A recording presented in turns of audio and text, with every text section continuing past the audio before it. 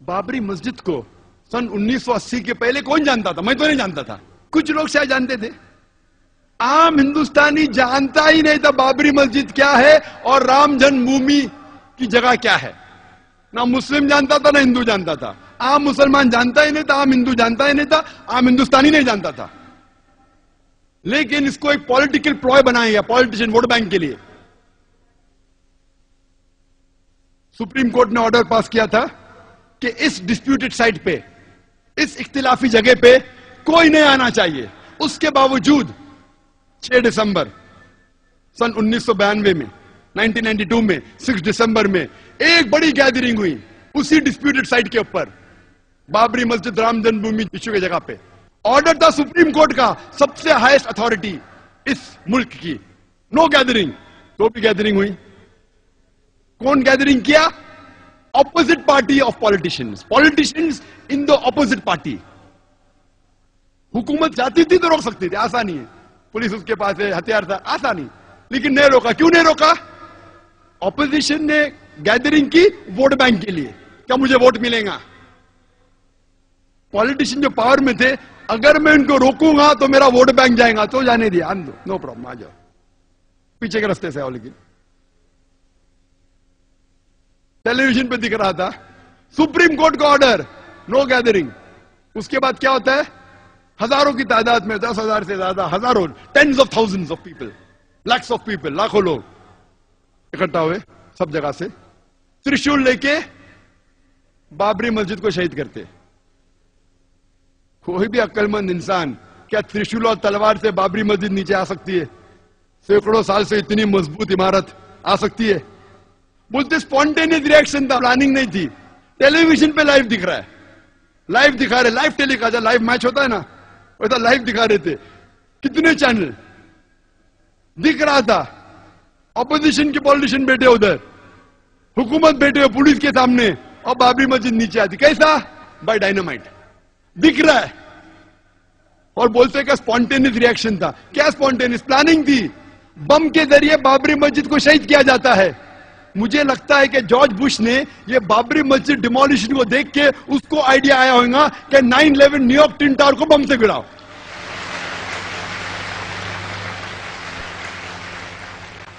Nine 11 पे मुझे ज्यादा तकरीर नहीं करने का है, वो 9/11 तो इतना बड़ा, कम से कम 10 तकरीर कर सकता हूं मैं 9/11 के ऊपर, जॉर्ज बुश के ऊपर। लेकिन मुझे लगता है उसको आइडिया मिली बाबरी मस्जिद से। जिस तरीके से बाबरी मस्जिद को बम से गिराया गया और कहा गया कि स्पॉन्टेनियस रिएक्शन था, उसी तरीके से बम से गिराया ट्विन टावर को और कहा गया कि प्लेन ने मारा। चाहे तो इंशाल्लाह क्वेश्चन आंसर में टाइम लिया तो कहूंगा। क्या होता है? इमीडिएट सारे हिंदुस्तान में दंगे फसाद होते।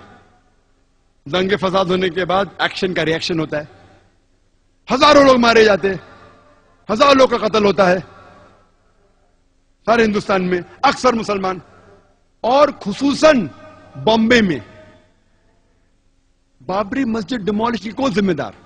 कोई भी आम आदमी जिसको थोड़ी भी अकल है वो कहेगा नंबर 1 रिस्पॉन्सिबल, सबसे ज्यादा जिम्मेदार ऑपोजिशन पॉलिटिशियन जिनने गैदरिंग की सुप्रीम कोर्ट के खिलाफ। नंबर 2 जिम्मेदार जो पॉलिटिशियंस पावर में थे, वो रोक सकते थे लेकिन नहीं रोका। क्यों? वोट बैंक जाएगा,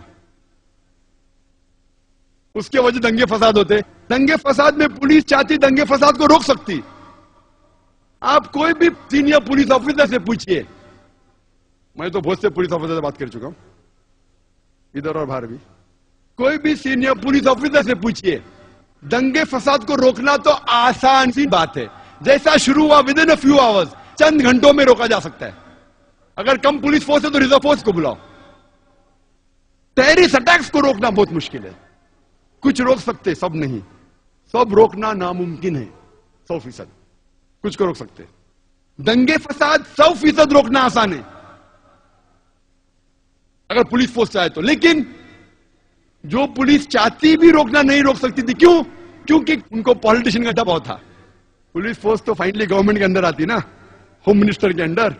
वो पुलिस ऑफिसर चाहता भी था बेगुनाह मुसलमान का कत्ल ना हो, फिर भी कुछ नहीं कर सकता। क्यों? उसके सिर के ऊपर पॉलिटिशियन है। दंगे फसाद होते हैं बंबई में, एक 1500 मुसलमान का कत्ल होता है। मोर देन 90-95% जिनका कत्ल होता है मुसलमान होते हैं। 1800 से ज्यादा घायल होते हैं बॉम्बे राइट्स में। इवन पार्टीशन के वक्त भी बॉम्बे में इतना बड़ा दंगा फसाद है, जिस तरीके से ये दंगे फसाद हुए, और पुलिस चाहती रोक सकती थी, नहीं रोकी। हजारों बेगुनाह लोग की कत्ल हुआ। थोड़ा पहले रिएक्शन था दिसंबर में, उसके बाद जनवरी में, एक हफ्ते बाद जो वापिस आओ प्लान था पूरा, it was plan, hand in glove. कौन जिम्मेदार है दंगे फसाद का? वही लोग। नंबर 1 ऑपोजिशन पॉलिटिशियन, जो लोग ने बाबरी मस्जिद में गैदरिंग की। नंबर 2 जो पॉलिटिशियंस पावर में थे, उनने वो गैदरिंग को अलाउ किया, नहीं रोका वोट बैंक की वजह से। नंबर 3 आम जनता, आम जनता को बहकाया गया कि लूट मार करो। आम जनता, मेरे नजदीक इस हिंदुस्तान में आम हिंदुस्तानी, आम हिंदू, आम मुस्लिम एक दूसरे से मोहब्बत करता है।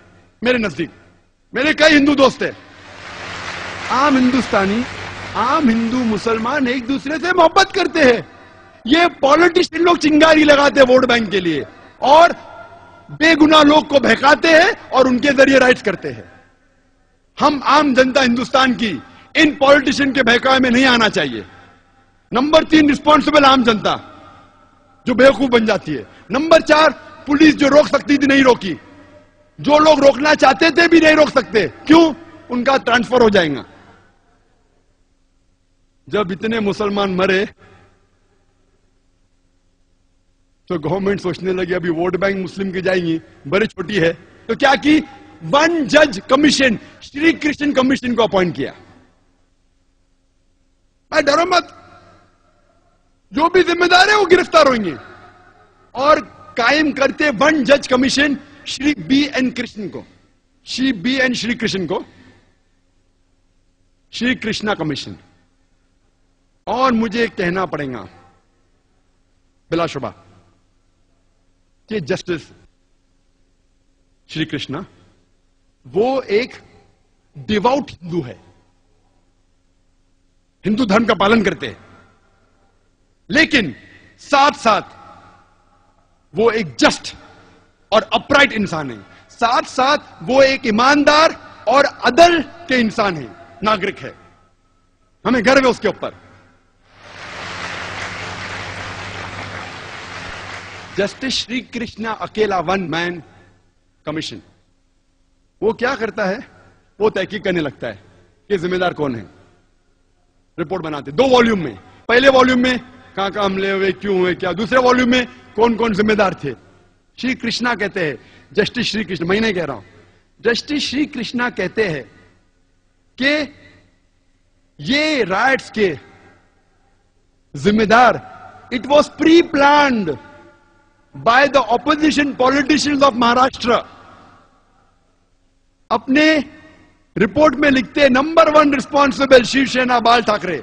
मैं नहीं कह रहा हूं, श्री कृष्णा के, justice Shri Krishna. Number 2 the politicians in power, they could have stopped it. जो पॉलिटिशियंस पावर में थे वो रोक सकते थे, लेकिन नहीं रोका। नाम लिख के कहता है, माशाअल्लाह, गट्स है उसके पास, हिम्मत है उसके पास, जस्टिस श्री कृष्णा। मैं उसको कांग्रेचुलेट करता हूं, अकेला मैन। मैंने कोशिश किया कि आज उनको स्टेज के ऊपर चीफ गेस्ट जैसा बनाऊं, लेकिन मैंने दावत बहुत लेट दी, और कोई जस्टिस को भी कोशिश की, लेकिन लेट मुझे ध्यान आया कि एक को चीफ गेस्ट बना सकते थे। कई प्रोग्राम में काफी जस्टिस आ चुके हैं। वो लिखता है कि रूलिंग पार्टी, शरद पवार भी रिस्पॉन्सिबल है। मैं नहीं कहता हूं, justice Shri Krishna, defence minister और चीफ मिनिस्टर सुधाकर राव, वो भी रिस्पॉन्सिबल, नाम लेके लिख रहा है। मानना पड़ेगा उस शख्स को, दाद देता हूं मैं उसकी। अल्हम्दुलिल्लाह सुम्मा अल्हम्दुलिल्लाह, अल्लाह उसकी हिफाजत करे, गट से उसमें। वो लिखता है ऑपोजिशन पार्टी पहली रिस्पॉन्सिबल, लोकल महाराष्ट्र गवर्नमेंट की, रूलिंग पार्टी नेक्स्ट रिस्पॉन्सिबल, उसके बाद police force which was hand in glove responsible. नाम ले रहे पुलिस ऑफिसर का,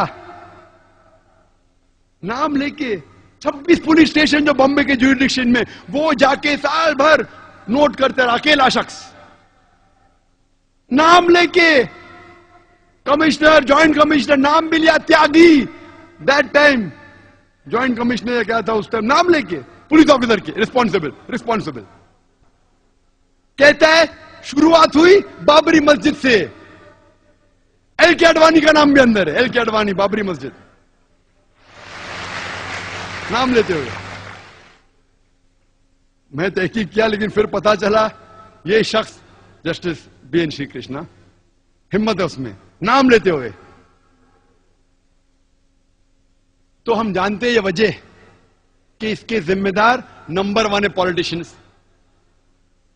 इसीलिए हम मुसलमान को इंडियन जुडिशरी सिस्टम पे गर्व है, हमें फख्र है इंडियन जुडिशरी सिस्टम पे। हो सकता है कि पॉलिटिशियन हमें छोड़ देंगे, एक आम जो हिंदुस्तानी है, खुसूसन हम मुसलमान, चाहे पॉलिटिशियन हमें धोखा देंगे, चाहे कई बार पुलिस धोखा देंगी, लेकिन इंडियन जुडिशरी सिस्टम पे हमें गर्व है।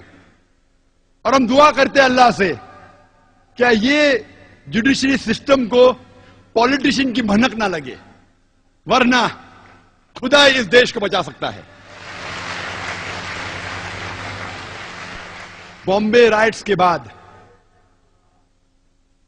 जो दिसंबर 92 में हुआ था और जनवरी 93 में, 2 महीने बाद 12 मार्च 1993 में होता है बॉम्बे में सीरियल बॉम्ब ब्लास्ट। 13 बॉम्ब फूटते हैं, 13 बॉम्ब धमाके होते हैं बॉम्बे में, जिसमें 250 से ज्यादा इंसानों का कत्ल होता है और हजारों लोग इसमें घायल होते हैं। उस टाइम कहना था, हो सकता है कि बॉम्ब ब्लास्ट मुसलमानों ने किया था। 2 साल पहले जब तकरीर की थी, उसके चंद दिन बाद ये वर्डिक आने वाला था। ये जो केस चल रहा था बॉम्बे बॉम्ब ब्लास्ट 93 का, जब तकरीर की थी उस टाइम केस का जजमेंट नहीं आया था। जस्टिस श्री कृष्णा कहते हैं कि ये bomb blast was a reaction, और ये बॉम्ब ब्लास्ट के पहले और राइट्स के बाद जनवरी फरवरी 1993 में माहौल बंबई में मुसलमान के लिए बहुत गंभीर था। जब आम मुस्लिम सड़कों पे चलते थे, जब वो ट्रेन में ट्रैवल करते थे, सफर करते थे, बस में जाते थे, लोग उन्हें घूरते थे, उनको ताने मारते थे। मुसलमान का सड़कों पे निकलना मुश्किल हो गया। बॉम्ब ब्लास्ट होने के बाद हालत बदल गई। हर मुसलमान जानता है कि बेगुनाह इंसान की जान लेना गलत है। इस्लाम नहीं सिखाता है कि आप बेगुनाह लोग को कत्ल करो। अक्सर मुसलमान जानने के बाद कि ये बॉम्ब ब्लास्ट जो हुआ बंबई में 1993 मार्च में गलत था, गैर इस्लामी था, फिर भी अक्सर मुसलमान खुश हुए। कम से कम हम सिर उठा के चल तो सकते हैं। जस्टिस श्री कृष्णा कहते it was a reaction of the Muslims. और इसके केस के बारे में बाद में हम जिक्र करेंगे, लेकिन यह कहना जरूरी है कि आप कोई बेगुनाह गैर मुस्लिम का कत्ल नहीं कर सकते, क्योंकि कोई और गैर मुस्लिम ने आपको तकलीफ दिया और आप कोई और गैर मुस्लिम को तकलीफ देंगे, यह बिल्कुल अन इस्लामिक है। ये जो 250 लोग मरे बंबई में बॉम्ब ब्लास्ट के जरिए, उसका जिम्मेदार कौन लोग? वही लोग जो बाबरी मस्जिद के अंदर ऑपोजिशन पार्टी ने जो गैदरिंग की, नंबर 1। नंबर 2, क्यों ऑपोजिशन ने की? वोट बैंक के लिए। नंबर 2, पॉलिटिशियन जो पावर में थे जानबूझ के नहीं रोका, नहीं तो सीट चले जाएंगी, वो रिस्पॉन्सिबल है। नंबर 3, आम जनता जो पॉलिटिशियन के बहकावे में आ गई। नंबर 4, जो पुलिस रोक सकती थी नहीं रोकी। नंबर 5, जो लोग ने राइट्स किए दिसंबर 92 और जनवरी 93 में, वो लोग रिस्पॉन्सिबल थे। महाराष्ट्र के पॉलिटिशियन, रूलिंग एंड ऑपोजिशन, वही लोग, सदर सबके पॉलिटिशियंस।